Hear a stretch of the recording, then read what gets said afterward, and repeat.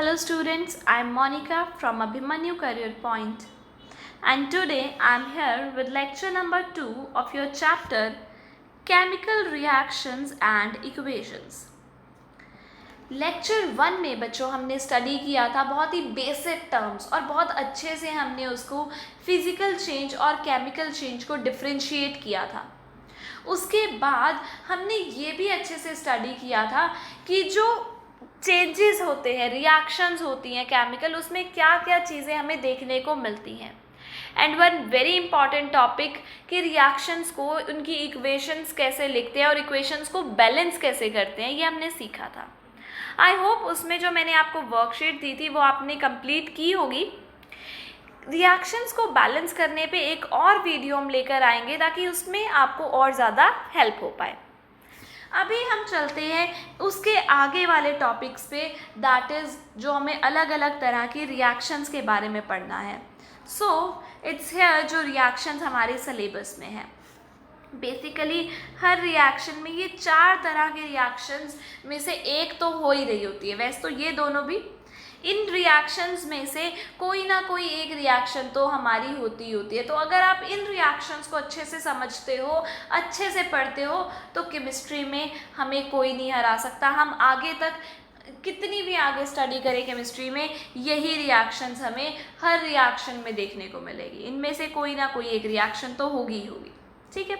सो very first जो हमारी सबसे पहली वाली रिएक्शन है, दैट इज कॉम्बिनेशन रिएक्शन।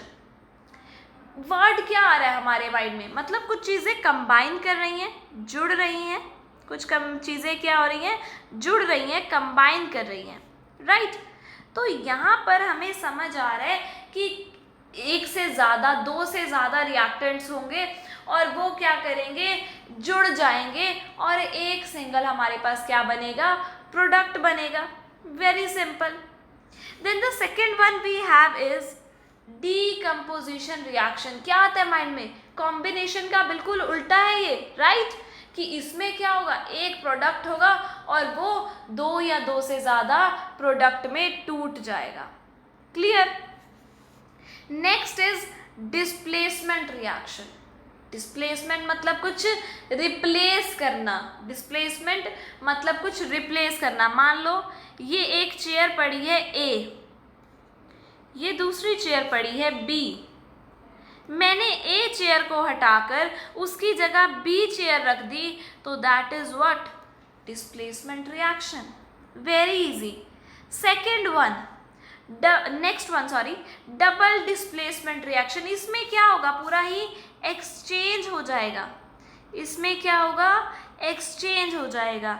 मान लो एक चेयर पड़ी है ए और दूसरी चेयर पड़ी है बी। मैंने क्या किया है? यहाँ पर ए चेयर को हटा के बी चेयर लगा दी है और बी चेयर को हटा के ए चेयर लगा दी है। दिस इज 2 बार डिस्प्लेसमेंट हुई है, so we call it double displacement reaction. Very easy. Next, oxidation and reduction reactions. इन दोनों को कंबाइंड भी हम अभी देख सकते हैं। जब हम पूरा ब्रीफ में करेंगे तब हम आगे देखेंगे। अभी हम देखते हैं ऑक्सीडेशन एंड रिडक्शन क्या होगा। जब ऑक्सीडेशन, वर्ड क्या आ रहा है हमारे? क्या, कौन सा एलिमेंट माइंड में आ रहा है? Oxygen.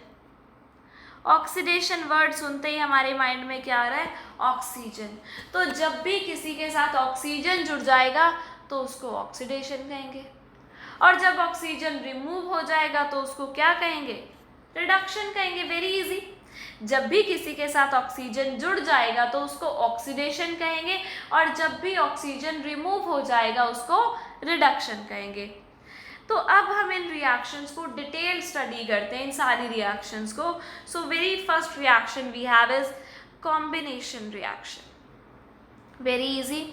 The reaction in which 2 or more substances, 2 or more reactants react, combine करती हैं to give one single product. So there are various example, और भी इसके बहुत सारे examples हैं। आप भी सोचो, जैसे कि मैंने क्या करना है? हाइड्रोजन लेना है, ऑक्सीजन लेना है, इनको एक प्रॉपर टेम्परेचर और प्रेशर पे मिला दूंगी अगर, तो क्या बन जाएगा? वाटर। रिएक्टेंट कितने थे? 2 थे। प्रोडक्ट कितना बना? 1 बना। सिमिलरली नाइट्रोजन और हाइड्रोजन को मिला दूं, नाइट्रोजन और हाइड्रोजन को मिक्स करा दूं तो क्या बनेगा, ammonia, that is NH3। Carbon, ये देखो हमारी कंबस्शन रिएक्शन जिसको हमने लास्ट में भी पढ़ा था, लास्ट क्लास में। कार्बन, कोई भी पेपर है, वुड है, अगर हम इसको बर्न कर देंगे, burning in the presence of oxygen, क्या होगा, कार्बन डाइऑक्साइड बनेगी। दो रिएक्टेंट थे हमारे और प्रोडक्ट क्या बना हमारा, एक बना है। Clear. Next is calcium oxide. अगर मैं ये कैल्शियम ऑक्साइड लूँ, ये क्या है, चूना, विच वी कॉल चूना, एंड ऑल्सो क्विक लाइम। क्या कहते हैं इसको, क्विक लाइम। अगर इसको पानी में डालूंगी, मान लो ये मेरा बीकर है, मैं क्या करूँ, इसको पानी में डाल दूँ इस चूने को, थोड़ी देर बाद क्या होगा, ये बीकर भी गर्म हो जाएगा। यानी कैसी रिएक्शन है, एक्सोथर्मिक भी है, हीट इवॉल्व भी हो रही है, बीकर गर्म भी हो गया है। और वो जो फॉर्मेशन हुई है वो किस चीज़ की हुई है, कैल्शियम हाइड्रोक्साइड की, that is called slaked lime, that is called slaked lime. ये जो प्रोसेस किया मैंने, कैल्शियम ऑक्साइड को पानी में डाला, this is called slaking of lime, this is called slaking of lime. ये जो कैल्शियम ऑक्साइड, ये जो था, इसको वाइट वॉशिंग में भी यूज किया जाता है। This reaction is used in white washing. क्या करते हैं, कैल्शियम ऑक्साइड, क्विक लाइम लिया, पानी में मिलाया, कैल्शियम हाइड्रोक्साइड बन गया, ये स्लेक्ड लाइम। इस स्लेक्ड लाइम को हम वॉल्स पे क्या कर देते हैं, पेंट कर देते हैं। वॉल्स पे जब पेंट करते हैं, ये कैल्शियम हाइड्रोक्साइड एयर में प्रेजेंट कार्बन डाइऑक्साइड के साथ मिलता है। इस रिएक्शन को आगे पढ़ेंगे। ये कैल्शियम हाइड्रोक्साइड कार्बन डाइऑक्साइड के साथ कंबाइन करता है और क्या बनाता है, कैल्शियम कार्बोनेट, CaCO3। क्या बनाता है, CaCO3। और ये क्या करता है, जो शाइनी सरफेस होता है वॉल्स पे, वो इसी की वजह से होता है। Clear. So this is about combination reaction, और इसमें हमने थोड़ा सा स्लेकिंग ऑफ लाइम और वाइट वॉश के बारे में भी डिस्कस किया। सबसे इजी रिएक्शन थी ये हमारी कॉम्बिनेशन रिएक्शन। नेक्स्ट रिएक्शन पे चलते हैं बेटा जी, decomposition reaction, opposite of combination reaction. As I already said, क्या होगा, एक हमारा रिएक्टेंट होगा जो टूट जाएगा, ब्रेक हो जाएगा, किसमें, दो या दो से ज़्यादा प्रोडक्ट में। ये जो टूटना, ब्रेक होना, इसके लिए हम वर्ड यूज़ करते हैं लिसिस। इसके लिए वर्ड यूज़ करेंगे लिसिस, मतलब ब्रेक डाउन। अब किसी रिएक्टेंट का ब्रेक डाउन करवाना है तो मुझे उसको कुछ ना कुछ, किसी ना किसी फॉर्म में एनर्जी देनी पड़ेगी, किसी ना किसी फॉर्म में एनर्जी देनी पड़ेगी। तो मैं अलग अलग फॉर्म में एनर्जी दूंगी और अलग अलग रिएक्शंस को स्टडी करूंगी। सो सबसे पहली जो मेरी रिएक्शन जो मुझे डीकम्पोजिशन में स्टडी करनी है, दैट इज इलेक्ट्रोलिसिस। लिसिस का मतलब मुझे पहले से ही क्लियर है कि वो ब्रेक डाउन है, और इलेक्ट्रो का मतलब मुझे पता है क्या होता है, electricity. It is a form of energy, electrical energy. तो मेरे पास जो रिएक्टेंट है उसको मैंने कुछ इलेक्ट्रिकल एनर्जी दी और उससे उसका क्या हो गया, लिसिस हो गया, उससे उसका क्या हो गया, ब्रेक डाउन हो गया, and this is called electrolysis. Very easy reaction. So we have to do is, पानी लिया, पानी में से इलेक्ट्रिसिटी पास करवानी है। वी नो पानी में से हम ऐसे इलेक्ट्रिसिटी पास नहीं करवा सकते, because we know to conductivity, for conductivity we need what, ions. और वाटर अकेले में आयंस नहीं होते, मतलब हमें इसमें कुछ एसिड या कुछ सॉल्ट तो डालना ही पड़ेगा, पर हम इलेक्ट्रोलिसिस सिर्फ पढ़ेंगे अभी पानी का ही। वी नो हमें इम्प्योरिटी डालनी पड़ेगी ताकि उसमें से करंट पास हो सके। सो पानी में से जब हम पास करवाएंगे करंट, तो ये क्या हो जाएगा, इसका ब्रेक डाउन हो जाएगा, हाइड्रोजन अलग हो जाएगा, ऑक्सीजन अलग हो जाएगा, हाइड्रोजन इधर निकल गया, ऑक्सीजन इधर निकल गया। Clear, very easy. रिएक्शन में भी देखो आपको पता चल रहा है कि H2O, फॉर्मूले में देखें तो 2 हाइड्रोजन है, 1 ऑक्सीजन है। तो जब मैं H2O का ब्रेक डाउन करवाऊंगी, लिसिस करवाऊंगी, तो हाइड्रोजन डबल निकलेगा, ऑक्सीजन सिंगल निकलेगा, मतलब डबल मॉलिक्यूल्स ऑफ हाइड्रोजन निकलेंगे as compare to oxygen. Very easy. Clear. Next अगर हम देखें एक और इलेक्ट्रोलिसिस, इस प्रोसेस को पूरा अच्छे से स्टडी करेंगे। नेक्स्ट जो है हमारे पास NaCl का इलेक्ट्रोलिसिस। सोडियम अलग, क्लोरीन अलग। सोडियम तो मेटल है, सॉलिड है, ऐसे ही रह जाएगा, और क्लोरीन गैस की तरह इवॉल्व हो जाएगी, Cl2 गैस। क्लियर। अब ये प्रोसेस होता कैसे है देखो, समझते हैं। क्लियर। नेक्स्ट इस इलेक्ट्रोलिसिस प्रोसेस को देखते हैं। मैंने देखो किया क्या है, बड़ी सिंपल। मैंने क्या किया है, एक इधर वाटर ले लिया है, ठीक है, ये बीकर के अंदर क्या ले लिया है, वाटर ले लिया है, और कंडक्ट कर रहा है ये वाटर। मैंने इसके अंदर कुछ आयंस भी डाले हैं ताकि ये कंडक्ट कर सके, पर मुझे उस आयंस पे स्टडी नहीं करनी है, मुझे सिर्फ वाटर पे स्टडी करनी है अभी। अब इस वाटर के अंदर जो कंडक्टिंग वाटर है, मैंने डाल दी 2 इलेक्ट्रोड्स। इलेक्ट्रोड्स क्या हैं, जो कंडक्ट करें, चाहे ग्रेफाइट की हो, चाहे वो किसी भी चीज़ की हो, बस जो कंडक्ट करें। और उसको मैंने कनेक्ट कर दिया एक बैटरी से। उसको मैंने किससे कनेक्ट कर दिया है, बैटरी से। बैटरी का एक पॉजिटिव टर्मिनल होगा और एक नेगेटिव टर्मिनल होगा। बैटरी का एक पॉजिटिव टर्मिनल होगा और एक नेगेटिव टर्मिनल होगा। क्लियर। अब मैंने क्या किया, 2 टेस्ट ट्यूब्स ली, उनको पूरा पानी से भर दिया। उनको क्या किया, पूरा पानी से भर दिया, और इन इलेक्ट्रोड्स के ऊपर उल्टी रख दिया, इन्वर्ट करके रख दिया। क्लियर। और बैटरी को मैंने क्या कर दिया, उसके बाद ऑन कर दिया, स्विच ऑन कर दिया यहाँ से। अब वाटर में से क्या होगी, इलेक्ट्रिसिटी कंडक्ट होगी। वाटर का क्या होगा, इलेक्ट्रोलिसिस हो जाएगा। लिसिस में H पॉजिटिव अलग हो जाएगा, ऑक्सीजन 2 नेगेटिव अलग हो जाएगा। ये क्या बने मेरे, कैटायंस। जिन पे पॉजिटिव चार्ज होता है उनको क्या कहते हैं, कैटायंस, और जिन पे नेगेटिव चार्ज होता है उसको क्या कहते हैं, एनायंस। क्लियर। जिस पे पॉजिटिव चार्ज होता है उसको क्या कहते हैं, कैटायंस, और जिस पे नेगेटिव चार्ज होता है उसको क्या कहते हैं, एनायंस। अब ये मेरा बैटरी का नेगेटिव टर्मिनल था इधर वाला, तो कैटायन ही जाएंगे ना, पॉजिटिव नेगेटिव अट्रैक्ट करते हैं। नेगेटिव टर्मिनल के पास क्या चला जाएगा, H पॉजिटिव चला जाएगा। मतलब इधर वाली, ये जो मेरी राइट वाली टेस्ट ट्यूब है, इसमें क्या आ जाएगा, H पॉजिटिव आ जाएगा। और जो लेफ्ट वाला, जो मेरा पॉजिटिव टर्मिनल है, उस पर क्या आ जाएंगे, अनायंस आ जाएंगे। उस पर क्या आ जाएंगे, अनायंस, ऑक्सीजन आ जाएगी। जिस पे कैटायंस आते हैं उसको क्या कहते हैं, कैथोड, और जिस पे अनायंस आते हैं उसको क्या कहते हैं, एनोड। जिस पर कैटायंस आते हैं उसको क्या कहते हैं, कैथोड, और जिस पर अनायंस आते हैं उसको क्या कहते हैं, हम एनोड कहते हैं। क्लियर। सो यहाँ पर अब देखो होगा क्या, अब मेरी जो राइट वाली ये जो साइड है, यहाँ पर हाइड्रोजन गैस इकट्ठी हो रही है और यहाँ पर ऑक्सीजन गैस इकट्ठी हो रही है। आई नो हाइड्रोजन क्या होती है, डबल होती है as compare to oxygen, because formula says H2O, मतलब डबल हाइड्रोजन है। तो यहाँ पर क्या होगी, गैस की वजह से इस टेस्ट ट्यूब के अंदर प्रेशर क्रिएट होगा। गैस की वजह से यहाँ पर क्या क्रिएट होगा, प्रेशर क्रिएट होगा, और जो पानी होगा, जो पहले टेस्ट ट्यूब पूरी भरी हुई थी, पानी थोड़ा सा नीचे की तरफ आ जाएगा। पानी क्या होगा, थोड़ा सा यहाँ इतना नीचे आ गया। यू कैन सी दोनों साइड्स आ गए, दोनों साइड्स हमें बबल्स देखने को मिल रहे हैं ऑफ गैसेस, और पानी थोड़ा सा नीचे की तरफ आ गया। This is called downward displacement. जो पानी प्रेशर की वजह से नीचे आ गया है, that is called downward displacement of water. You can सी जिस साइड हाइड्रोजन एक्यूमुलेट हुई है, जिस साइड हाइड्रोजन एक्यूमुलेट हुई है उस साइड डाउनवर्ड डिस्प्लेसमेंट ज़्यादा हुई है, डबल हुई है। क्यों? क्योंकि हाइड्रोजन डबल है, उसको डबल स्पेस चाहिए है, और अगर उसको डबल स्पेस चाहिए है तो वो ज़्यादा सारे वाटर को प्रेशर लगाएगी और ज़्यादा सारे वाटर की डाउनवर्ड डिस्प्लेसमेंट करवाएगी।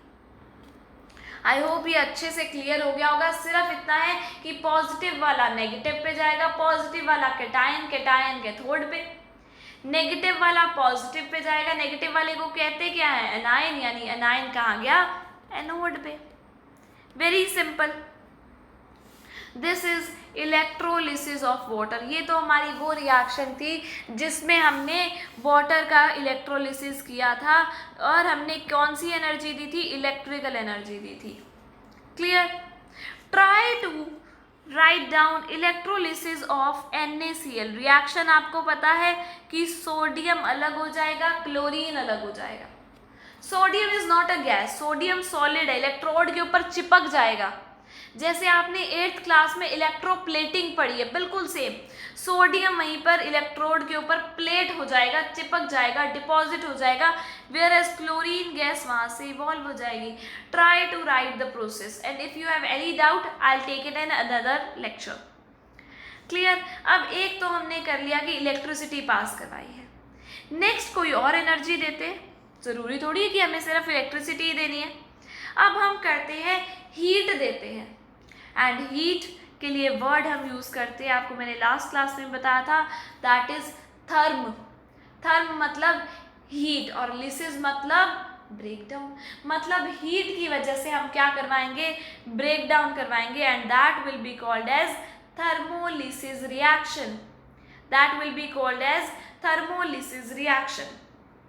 हम क्या करेंगे इसमें, कैल्शियम कार्बोनेट लेंगे, दैट इज लाइमस्टोन।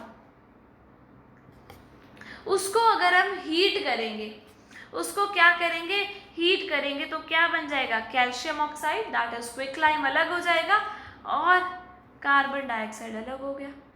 ये सिर्फ हीटिंग से हुआ। रिएक्टेंट क्या था, एक था, प्रोडक्ट कितने हो गए, 2 हो गए। सेकेंड और क्या एग्जाम्पल हो सकता है, हम फेरस सल्फेट। फेरस सल्फेट जो है एक ऐसा सब्सटेंस है जो हाइग्रोस्कोपिक है, दैट इज हाइग्रोस्कोपिक। हाइग्रोस्कोपिक का मतलब क्या है, जो मॉइस्चर को अपनी तरफ खींच लेता है, मॉइस्चर को अपने ऊपर चिपका लेता है। देखो ये फेरस सल्फेट था, इसने मॉइस्चर को, पानी को अपने ऊपर चिपका लिया, 7 मॉलिक्यूल्स ऑफ वाटर को, एंड दिस जो वाटर को अपने ऊपर चिपका लिया, that is called water of crystallization. That is called water of crystallization. तो जब हम इसको हीट करेंगे, जो इनिशियली फेरस सल्फेट जो हाइड्रेटेड वाला था, जो हाइग्रोस्कोपिक हो चुका था, जो जिसने वाटर को एब्जॉर्ब कर रखा था, उसको हीट करेंगे तो ये जो होता है वो ग्रीन कलर का होता है। जो हमारा फेरस सल्फेट इंटू 7H2 होता है वो होता है ग्रीन कलर का। अगर इसको हीट करेंगे, ये जो वाटर के मॉलिक्यूल्स हैं वो इवेपोरेट हो जाएंगे और हमारा एनहाइड्रस, बिना पानी वाला सूखा फेरस सल्फेट बन जाएगा। जो हाइड्रेटेड वाला था मैंने अभी बताया वो ग्रीन कलर का था, और जो एनहाइड्रस बनेगा वो क्या होगा, हमारा वाइट कलर का होगा। वो क्या होगा, हमारा वाइट कलर का होगा। अगर हम इसको आगे और फर्दर और हीट कर दें तो क्या होगा, आयरन ऑक्साइड अलग हो जाएगा, फेरिक ऑक्साइड बन जाएगा, and ferric oxide is what, rust. We know that ये क्या है, रस्ट है, और रस्ट का कलर क्या होता है, रेडिश ब्राउन कलर होता है। सो यू कैन सी, पहले मेरा सब्सटेंस ग्रीन कलर का था, थोड़ा उसको हीट किया तो पानी उड़ गया और वो वाइट कलर का हो गया, और अगर उसको थोड़ा और हीट किया तो वो रेडिश ब्राउन कलर का रस्ट बन गया। बाकी और क्या बना इसमें, सल्फर डाइऑक्साइड और sulphur trioxide. Clear? So if I want you to ask observation, कि क्या ऑब्जर्वेशन मैंने इसमें जो है रिएक्शन में देखी, मैंने 2 ऑब्जर्वेशंस देखी। एक तो कलर चेंज हुआ, इनिशियली सब्सटेंस ग्रीन था, ग्रीन से वाइट हुआ, वाइट से रेडिश ब्राउन हो गया, और दूसरा चेंज मैंने ऑब्जर्व किया कि यहाँ से कुछ गैसेस इवॉल्व हुई, यहाँ से कुछ गैसेस इवॉल्व हुई। लेकिन इस रिएक्शन में मुझे ध्यान भी रखना है, ये रिएक्शन करते हुए प्रिकॉशंस भी लेनी है। सो द प्रिकॉशंस आर, एक तो हीटिंग केयरफुली करनी है, सेकेंड वन इज यहाँ पर जो गैसेस रिलीज होनी है, sulphur dioxide and sulphur trioxide, we know these gases are highly toxic. ये गैसेस क्या होती है, काफ़ी टॉक्सिक होती है, these are poisonous gases which can be harmful. तो हमें अपने नोज से थोड़ा अवे रह के ये रिएक्शन करवानी है। So these are the precautions for the reaction. Next is heating of lead nitrate. Lead nitrate क्या है, PbNO3 ट्वाइस। ये क्या होता है, हमारा कलरलेस होता है। ये क्या होता है, हमारा कलरलेस सब्सटेंस है। अगर इसको हीट करेंगे, अगर इसको क्या करेंगे, हीट करेंगे, हीट के लिए हमारा सिंबल, एक तो हम एरो के ऊपर हीट लिख सकते हैं, दूसरा हम एरो के ऊपर ऐसे ट्रायंगल बना सकते हैं। Clear? This also tell us about heating. Heat करेंगे तो क्या बनेगा? येलो कलर का लेड ऑक्साइड बनेगा, येलो कलर का लेड ऑक्साइड बनेगा, और साथ में ब्राउन कलर के फ्यूम्स निकलेंगे which is of nitrogen dioxide, which is of nitrogen dioxide, और साथ में ऑक्सीजन गैस भी रिलीज होगी। Very easy. लेड नाइट्रेट लिया हमने कलरलेस, उसमें क्या किया? हीट किया उसको, तो उसमें से लेड ऑक्साइड निकला विच is of yellow colour. Nitrogen dioxide, nitrogen gas के फ्यूम्स हमें पता है ब्राउन कलर के होते हैं, और साथ में ऑक्सीजन गैस यहाँ से इवॉल्व हुई। क्लियर? ये थी रिएक्शंस जिसमें हमने हीट की एनर्जी दी थी। क्लियर? नेक्स्ट जो हमको करना है दैट इज फोटोलिसिस। फोटो का मतलब क्या है बेटा? फोटोन्स। फोटो जो वर्ड आया है फोटोन से है। Do you know what is photons? I will tell you. जो लाइट, आपको पता है लाइट में कुछ छोटे छोटे पार्टिकल्स होते हैं। Do you know that light के अंदर छोटे छोटे पार्टिकल्स होते हैं? उन्हीं पार्टिकल्स को कहते हैं फोटोन्स। उन्हीं पार्टिकल्स को क्या कहा जाता है? फोटोन्स। उनके अंदर कुछ एनर्जी पैक्ड होती है। They are also called energy bundles. उनके अंदर क्या होती है? कुछ एनर्जी होती है, और वो एनर्जी किसके इक्वल होती है? उनकी एनर्जी होती है H new.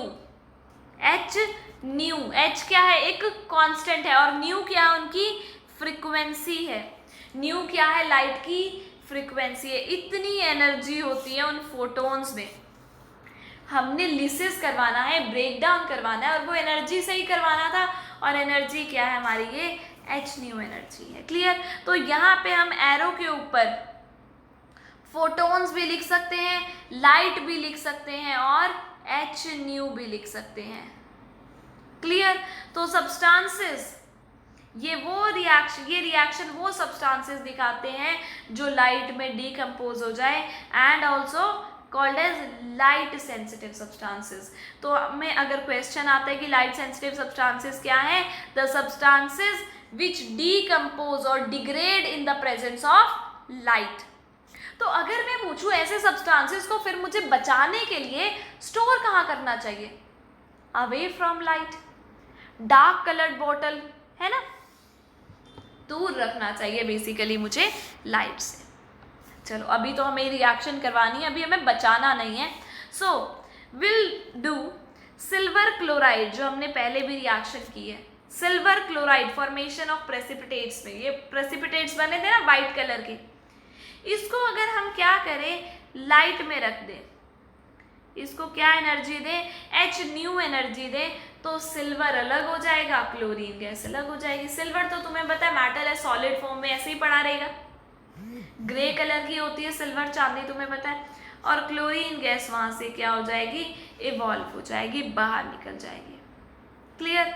Next is same silver bromide, pale yellow colour के प्रेसिपिटेट्स होते हैं, बहुत ही लाइट कलर के। इसको भी अगर हम सिमिलरली लाइट में रखेंगे तो क्या होगा? सिल्वर यानी ग्रे कलर का सिल्वर अलग हो जाएगा, और ब्राउन कलर की जो ब्रोमीन है वो हमारी अलग से गैस निकल जाएगी। क्लियर? आई होप ये आपको अच्छे से क्लियर हो गया होगा। ये जो रिएक्शन है this is also used in black and white photography. This reaction is also used in black and white photography. बहुत ईजी है, बहुत ईजी तरीका है इसको ब्लैक एंड वाइट फोटोग्राफी में यूज़ करने के लिए। मान लो ये मेरा सब्सटेंस पड़ा है, ठीक है, मैं इसका कुछ पोर्शन जो मुझे पिक्चर इसके ऊपर प्रिंट करवानी है उस पोर्शन को ढक दूं, किसी ऐसे डार्क कलर से ढक दूं कि उसमें से लाइट पास ना करे, और बाकी सब्सटेंस में से क्या करूं? लाइट पास करवा दूं, तो बाकी सब्सटेंस का क्या हो जाएगा? फोटोलिसिस हो जाएगा। बाकी सिल्वर क्लोराइड का डिकम्पोजिशन हो जाएगा, तो बाकी का जो सिल्वर क्लोराइड है उसका कलर सिल्वर बन जाएगा, वहां पे खाली ग्रे कलर का हो जाएगा। लेकिन जिस पार्ट को मैंने ढक रखा था, कवर किया हुआ था, उसमें तो कोई चेंज नहीं आएगा। वो क्या होगा? वहां पर प्रिंट हो जाएगा। वो क्या होगा? वहां पर प्रिंट हो जाएगा। Very easy. So this was about photolysis reaction. Next very easy reaction जो हमें करनी है, डिस्प्लेसमेंट रिएक्शन, मतलब एक चीज हटाकर मुझे दूसरी चीज, मतलब एक एलिमेंट हटा के दूसरा एलिमेंट लगाना है। फॉर एग्जाम्पल यू कैन सी एक कंपाउंड है मेरे पास AB और दूसरा इसमें आया, मैंने एक एलिमेंट डाल दिया C ने क्या किया, B को हटा दिया, धक्का मार के रिप्लेस कर दिया और क्या बन गया AC। C ने क्या कर दिया, डिस्प्लेस कर दिया B को। वो क्यों डिस्प्लेस कर पा रहा है? अगर वो स्ट्रांग होगा तभी डिस्प्लेस कर पाएगा, अगर वो वीक होता तो ना डिस्प्लेस कर पाता। That means C is stronger than B, right. So इसको एक एग्जाम्पल से, केमिस्ट्री के एग्जाम्पल से समझते हैं। आयरन लिया, कॉपर सल्फेट लिया, आयरन भी एक मेटल, कॉपर भी एक मेटल, ठीक है। इन दोनों के बीच में कंपटीशन होगा कि कौन ज़्यादा स्ट्रांग है, और जो ज़्यादा स्ट्रांग होगा वो सल्फेट के साथ जुड़ा रहेगा, वो सल्फेट के साथ जुड़ा रहेगा। लेकिन ये जो आयरन और कॉपर का कंपटीशन है, ये कौन जीतेगा? आयरन जीतेगा, और कॉपर को निकाल के बाहर फेंक देगा और उसके साथ क्या जुड़ जाएगा? फेरस सल्फेट बन जाएगा। क्लियर। लेकिन अगर मैं दोबारा से फेरस सल्फेट में कॉपर डालूं तो कॉपर ये इसको डिस्प्लेस नहीं कर पाएगा। मतलब हमें एक चीज समझ आ रही है कि कॉपर कम रिएक्टिव है, आयरन ज्यादा रिएक्टिव है, right. So because displacement depend upon reactivity of elements, ठीक है। एक ज्यादा रिएक्टिव एलिमेंट्स ही कम रिएक्टिव एलिमेंट को डिस्प्लेस कर सकता है। तो ये ना हमारे लिए डिस्प्लेसमेंट रिएक्शन बड़ी इंपॉर्टेंट है कि देखो मैं आयरन के बर्तन में कॉपर सल्फेट का सॉल्यूशन बना के रखूंगी तो क्या हो जाएगी? रिएक्शन हो जाएगी। कॉपर सल्फेट तो बचेगा ही नहीं, कॉपर सल्फेट तो बचेगा ही नहीं। आयरन के बर्तन में अगर कॉपर सल्फेट डालते, बट कॉपर के बर्तन में मैं आयरन सल्फेट डाल सकती हूँ क्योंकि कोई रिएक्शन नहीं होगी। तो ये रिएक्शन मुझे ये बता सकती है कि मुझे कौन से यूटेंसिल में कौन सा केमिकल रख सकती हूँ और कौन से यूटेंसिल में मैं कौन सा केमिकल नहीं रख सकती हूँ, राइट। तो लेकिन इसके लिए भी मुझे पता होना चाहिए कि कौन सा एलिमेंट स्ट्रॉन्ग है और कौन सा एलिमेंट वीक है। सो फॉर दैट साइंटिस्ट ने बड़ी मेहनत करके बनाई रिएक्टिविटी सीरीज। क्या बनाई? Reactivity series. क्या है ये रिएक्टिविटी सीरीज? ये एक सीरीज है जिसको देख के हमें पता चल जाता है कि कौन सा एलिमेंट ज़्यादा रिएक्टिव है और कौन सा एलिमेंट कम रिएक्टिव है। It is a series in which जैसे जैसे हम नीचे मूव करते हैं वैसे वैसे रिएक्टिविटी डिक्रीज करती है। तो मैंने यहाँ पर सिर्फ जो आपके सिलेबस के कुछ एलिमेंट्स हैं उनके अकॉर्डिंग एक रिएक्टिविटी सीरीज बनाई है और उसको लर्न करने के लिए कुछ ट्रिक भी बनाई है। 2 ट्रिक हैं, आप कोई सी भी यूज़ कर सकते हैं। So I will repeat both. So first one is please stop calling me a zebra. मुझे ज़ेब्रा मत बुलाओ। Please stop calling me a zebra in the library. Very easy. Please stop calling me a zebra in the library. Hydrogen. Call me something good. I hope it's very easy. Please stop calling me a zebra in the library. Hydrogen. Call me something good. Clear? Here P for potassium, S for sodium, call for calcium, Me for magnesium, A for aluminium, Zebra for zinc, In for iron, The for tin, Library for lead। वो तो hydrogen हमारा बीच में as coma है, उसको हम use कर लेंगे। Call for copper, me for mercury, something for silver and good for gold. Done. Very easy. अगर आपको ये ट्रिक नहीं सही लगी हम दूसरी ट्रिक यूज कर लेंगे। ये जो ट्रिक थी हमें एलिमेंट के नाम से रिलेट है। ये किससे रिलेटेड है? एलिमेंट के नेम से रिलेटेड है। लेकिन अब हम क्या कर सकते हैं? एलिमेंट के सिंबल से भी रिलेट कर सकते हैं। सो फॉर दैट केदारनाथ का माली, वेरी इजी, केदारनाथ का माली आलू जरा फीके पकाता है। वेरी इजी, केदारनाथ का माली आलू जरा फीके पकाता है क्योंकि मरकरी सिल्वर गोल्ड। 3 एलिमेंट्स तो हम ऐसे याद ही रख सकते हैं। K for potassium, N for sodium, then K A यानी Ca calcium, M for magnesium, आलू फॉर एल्यूमिनियम, जरा फॉर जिंक, फीके फॉर आयरन, पकाता मतलब लेड, है मतलब हाइड्रोजन, क्योंकि मतलब कॉपर, बाकी तो हमारे यहाँ ही 3 एलिमेंट्स, मरकरी, सिल्वर, गोल्ड। इसमें क्या, ऊपर वाले जो एलिमेंट्स है वो ज़्यादा रिएक्टिव है और नीचे वाले एलिमेंट्स जो है कम रिएक्टिव है।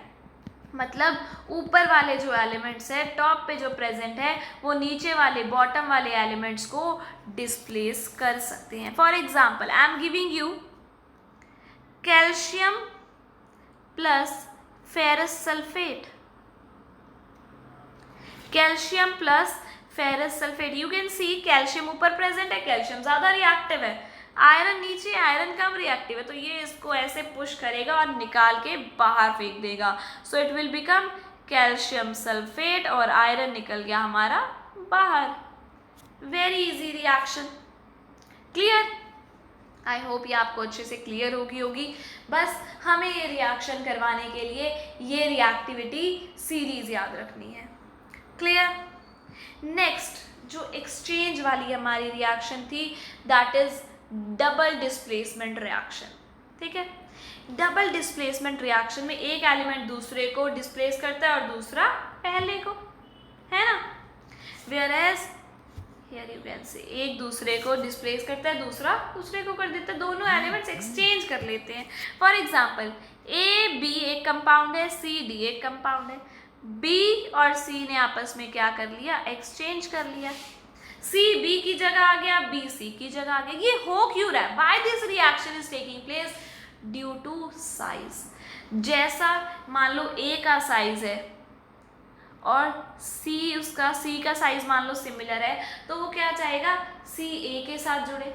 बी और डी का साइज सिमिलर है तो बी चाहेगा कि वो डी के साथ जुड़े, clear? Due to size similarity.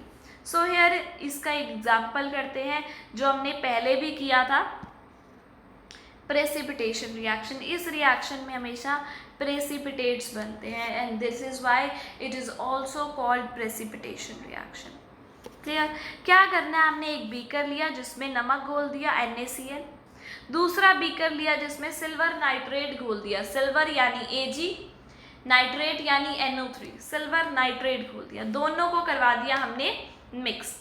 दोनों को क्या किया हमने, मिक्स करवा दिया।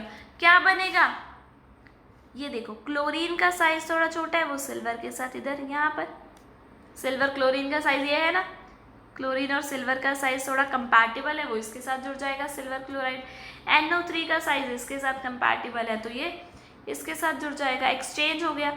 NaNO3 ये क्या है, डिजॉल्व रहता है, सो इसको तो प्रेसिपिटेट नहीं कहेंगे। प्रेसिपिटेट होता है क्या, इनसॉल्युबल पाउडर, तो ये सिल्वर क्लोराइड इनसॉल्युबल है वाटर में, तो ये क्या है, हमारे प्रेसिपिटेट्स हैं, क्लियर? एक और एग्जांपल देख सकते हैं हम इसमें। मैंने क्या किया, एक बीकर लिया जिसमें बेरियम क्लोराइड डाला। क्या डाला, बेरियम क्लोराइड डाला, और साथ में क्या डाल दिया, sodium sulphate. We know barium का साइज भी बहुत बड़ा है, सल्फेट का भी बड़ा है। बेरियम क्या है, क्यों इसका साइज बड़ा है, आगे वाले लेक्चर्स में आप समझोगे, बट राइट नाउ हम थोड़ा सा इसको एज्यूम कर सकते हैं, ठीक है? तो सल्फेट कहाँ लग जाएगा, बेरियम के साथ, क्लोरीन कहाँ लग जाएगा, सोडियम के साथ। Barium sulphate plus sodium chloride. Sodium chloride क्या है, सॉल्ट, सॉल्ट तो पानी में घुल जाता है, सो ये तो हमारा प्रेसिपिटेट्स नहीं है। लेकिन बेरियम सल्फेट ये पानी में नहीं घुलता है, तो ये क्या है, प्रेसिपिटेट्स हैं। ये क्या है, प्रेसिपिटेट्स हैं। किस कलर के, वाइट कलर के, क्लियर? आई होप आपको जो भी मैंने आज रिएक्शंस करवाई हैं वो आपको क्लियर हो गई होंगी।